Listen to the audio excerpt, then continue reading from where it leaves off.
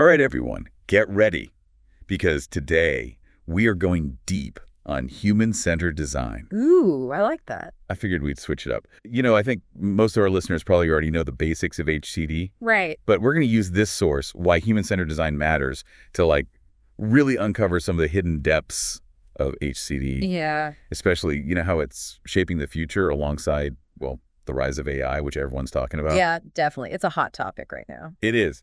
And get this, even something as simple as a kid's toothbrush, like an Oral-B toothbrush, they use HCD principles. Yeah, that's a perfect example of how HCD can be applied to, well, pretty much anything really. But a lot of people, they mistake HCD for just making things like user-friendly. Right. And that's not really it. It's there's a much deeper impact, especially now that we're seeing, AI kind of enter the scene. Okay, so let's get beyond the surface level then. Mm. When we say human-centered design, what are we really talking about? Well, it's about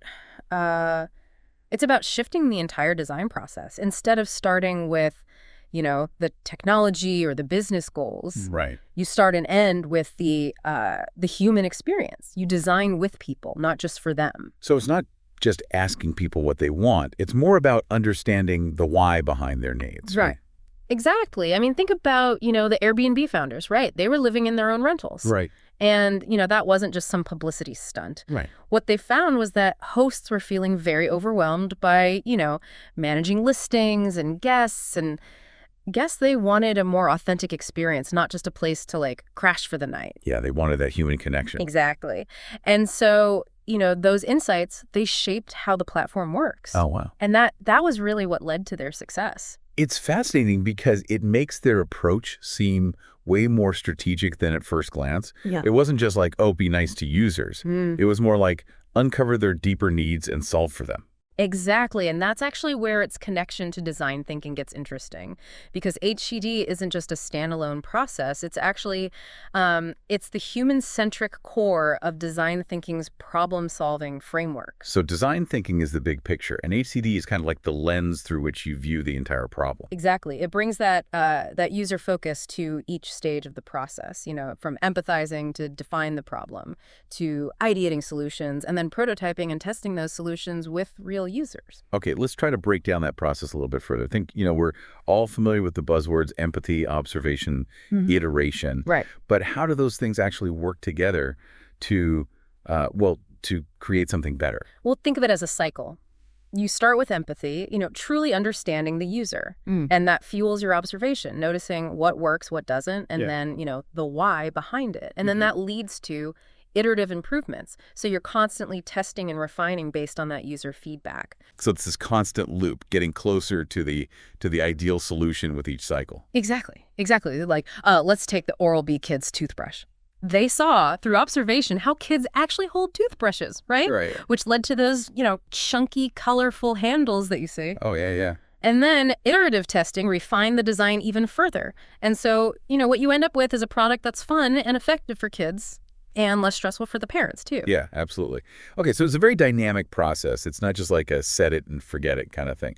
But even with, the best intentions, are there ever any roadblocks when you're trying to put HCD into practice?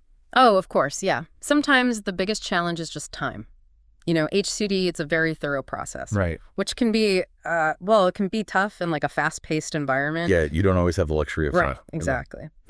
And another hurdle can be defining the user. If your target audience is really broad, it can be tricky to cater to everyone's needs. Yeah, it's like designing a restaurant menu that appeals to everyone. You got your picky eaters, your people with food allergies, your adventurous foodies. Right. It's tough to please absolutely everyone. It really is. And then another challenge is balancing those user desires with the business goals. Right. What users love isn't always profitable and vice versa. So that requires a lot of careful negotiation. It's that classic struggle between art and commerce, trying to find that sweet spot where both can thrive. Exactly. And then there's also measuring success. Yeah, how do you even measure that? Right. How do you quantify an emotional connection with a product? Those are very difficult metrics to capture. Yeah, it's like trying to measure the magic of a great movie.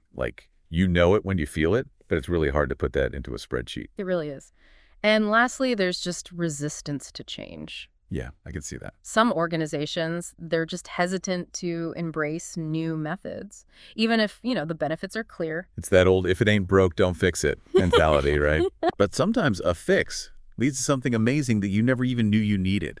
It's true. And to fully grasp why HCD is worth the effort, well, we need to understand its roots. It draws from fields like cognitive psychology, understanding how our minds process information. So that's how you design intuitive interfaces, right? Yeah. You're working with the way people think, not against it. Exactly. Yeah.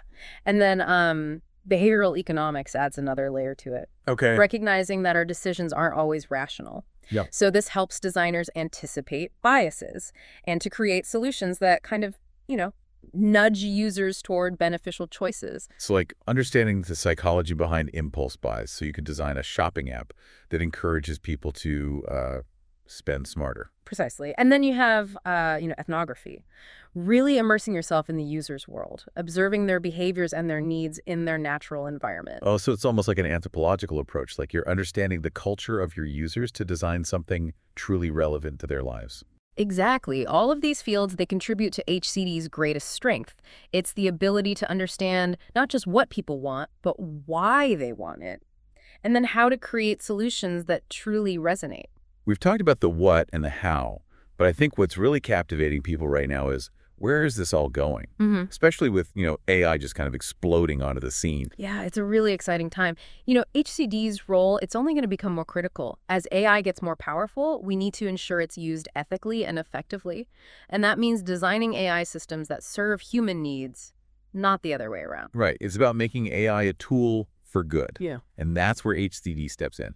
So how do we make sure that happens? Well, that's where things get really interesting. We're seeing a rise in what's called augmented empathy, where AI tools can analyze these massive amounts of data to reveal subtle patterns in user behavior and even emotion. Whoa, AI helping us to be more empathetic. That's kind of wild. It is. Imagine, AI flagging potential biases in our design process, or even predicting how different demographics will respond emotionally to a product. So it's like having an AI partner who's constantly pushing us to be more inclusive and considerate in our designs. Exactly. And this is just the beginning, really. As AI evolves, so too will HCD, leading to even more impactful and personalized and ethical solutions. But to really understand where we're headed, I think we need to take a closer look at the impact HCD is already having today. Yeah, let's do that. So we were just talking about how AI could actually supercharge empathy in design, which, that's pretty mind-blowing.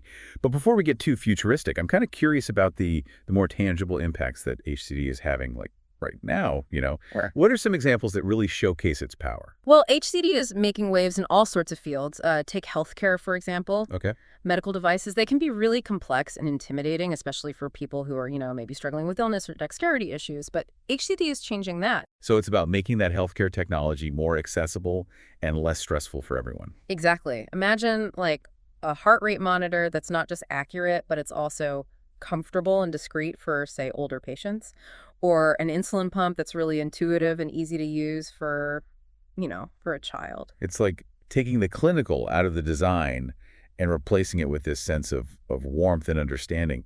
What other areas are being transformed by this approach? Oh, education's a great example. We're seeing a rise in these personalized learning platforms that actually adapt to each student's individual needs and learning style. So it's like having a custom-tailored education experience instead of that one-size-fits-all approach that we're so used to. Precisely. HCD is helping to create these more engaging and effective learning experiences for students of, all abilities. And it's not just about digital products either. HCD is being used to rethink physical spaces as well. Oh, that's interesting. Like what? Well, think about public parks, for instance. They're meant to be these spaces for everyone, but they're not always designed with that in mind, Right. HCD can help us create parks that are truly inclusive, with features that cater to different ages, abilities, and even interests. So instead of just having like a playground and a few benches, you might have like sensory gardens for people with autism, accessible trails for people who use wheelchairs, even outdoor workout areas for fitness enthusiasts. Exactly. HCD helps us think about the diverse needs of the entire community and create spaces that truly serve everyone. And this actually brings us back to those core HCD elements that we were talking about. Yeah. The empathy, observation, iteration, and collaboration. Yeah, it's easy to just list those off as buzzwords, but Yeah. can we maybe bring those to life a little bit? Like, let's say we're tasked with redesigning a public library using HCD principles. How would we actually approach that? Well, first, we would really immerse ourselves in the world of library users. We would interview patrons of all ages and backgrounds, observe how they use the space, and we'd talk to librarians about the challenges that they're facing. So it's about understanding the library as this like living, breathing ecosystem, not just a building that's full of books. Precisely. We might discover that parents are struggling to find quiet areas for their kids, or that teenagers, they want a more tech-savvy space to collaborate on projects, or that seniors need more comfortable seating and, better lighting. Yeah, it's amazing what you can uncover when you actually take the time to observe and listen, right? Exactly. And once we have this deep understanding of their needs, then we can start brainstorming solutions. Maybe we design a dedicated children's area with, soundproofing, a teen zone with multimedia workstations, and a cozy reading room for seniors with adjustable lighting. It's like you're tailoring the entire library experience to the specific needs of each user group. Exactly. And it doesn't stop there. We then create prototypes of these spaces, test them out with real users, get feedback, and then refine the designs further. That iterative process, it's crucial for making sure that we're creating something that truly works for everyone. It's that constant feedback loop, always striving for improvement. And of course, all of this happens in collaboration with, librarians and architects and community members. You have this whole team working together toward a common goal. Yeah, collaboration is key. It's about bringing together those diverse perspectives and expertise to really create something special. Now, beyond the practical steps, there's also a deeper philosophical underpinning to HCD that I think is worth exploring. We've talked about empathy quite a bit, but I'm curious to kind of dive even deeper into its role in HCD. It seems like more than just a buzzword. Oh, absolutely. Empathy is the bedrock of HCD. It's about shifting our focus from what do I want to design to what does the user need, and then going even further and asking, why do they need it? Huh? And how can I best meet that need? So it's not just about creating something functional, Yeah. but something that truly resonates with the user on an emotional level. Exactly.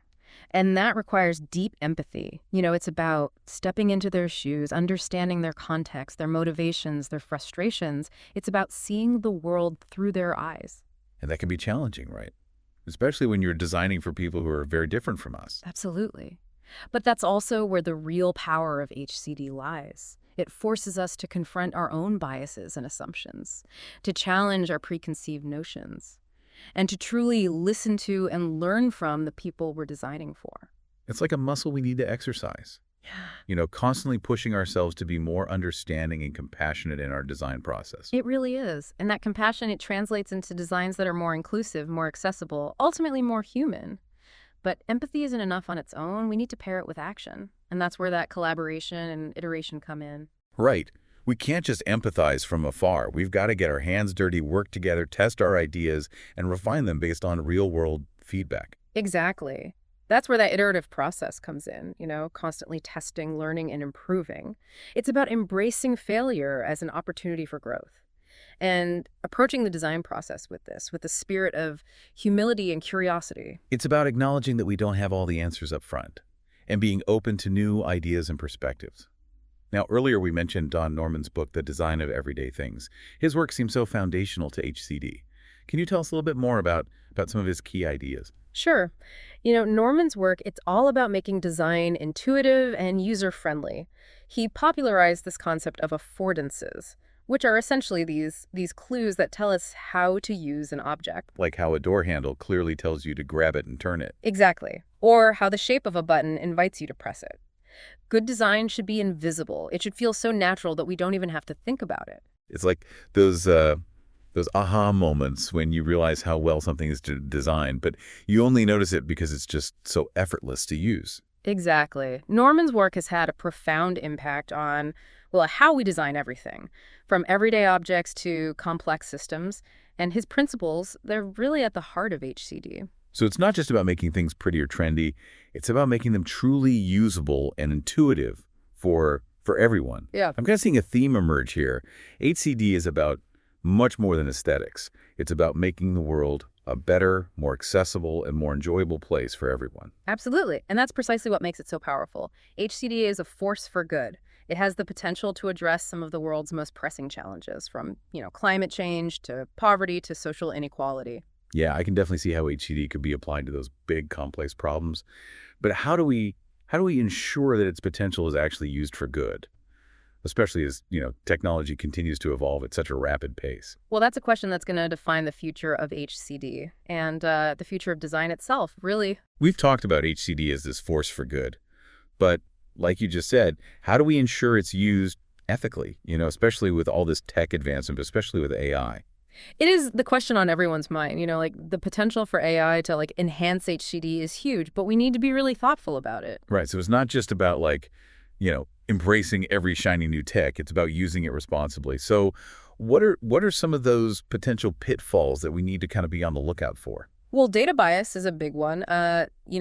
AI algorithms are trained on data. Right. And if that data reflects existing societal biases, then the AI is just going to perpetuate those biases in its design suggestions. So like if an AI is trained on data that mostly features like male CEOs, it might end up recommending designs that unintentionally exclude female users. Exactly, exactly. We need to be really careful about the data sets that we use and ensure that they actually represent, the diversity of the people we're designing for. Right. It's like making sure the ingredients for a cake are balanced. If you only use salt, it's not going to taste very good no matter how well you bake it. That's a great analogy. Another thing to really consider is transparency.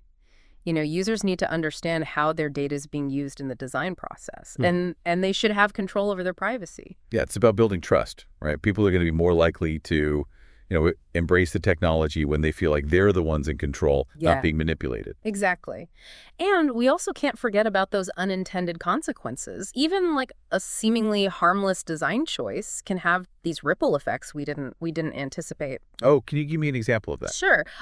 Let's say we're designing a social media platform that uses AI to kind of personalize content feeds, right? Okay. The goal is to show users stuff they're going to find engaging. Right. But what if the AI accidentally creates these echo chambers, right. reinforcing existing beliefs and polarizing opinions even further? Yeah, that's a sobering thought. It makes you realize how important it is to consider that broader societal impact of our designs and not just the immediate user experience. Yeah, for sure. And that's where that ongoing evaluation and iteration becomes so crucial. We have to constantly monitor how our designs are actually being used in the real world, and be ready to make adjustments if we start seeing any kind of unintended negative consequences. So it's about staying vigilant and adaptable, even after a product's been launched. Absolutely. Yeah. HCD is an ongoing process, not just a one-time fix. And as technology evolves, well, we need to evolve our approach too. That kind of brings us back to what we talked about earlier about HCD being more than just this methodology. It's a mindset. Exactly. It's approaching design with empathy, humility, and a deep sense of responsibility for the impact our work has on the world. Yeah, it's like we're not just designers, we're stewards of the future. I love that. And as we move forward, that stewardship is going to become more and more important. We need to make sure that technology empowers us, connects us, and enhances our lives, not the other way around. And that's a future I'm definitely excited to be a part of. So as we wrap up our deep dive here, what's the key message you want to leave our listeners with? Well, I think HCD is more than just making things user-friendly. It's about designing a better world. It's this really powerful tool for positive change. And it's really up to all of us to use that tool responsibly. I love that point. We've covered so much today, from the nuts and bolts of HCD to its really profound implications for the future. Yeah, and we really hope this deep dive has inspired you to kind of see the world through a more human-centered lens. Remember, whether you're like a professional designer or just someone who cares about making the world a better place, HCD principles can really help you create solutions that are both innovative and impactful. Keep learning, keep iterating, and keep designing with people at the heart of it all. And until next time, keep diving deep.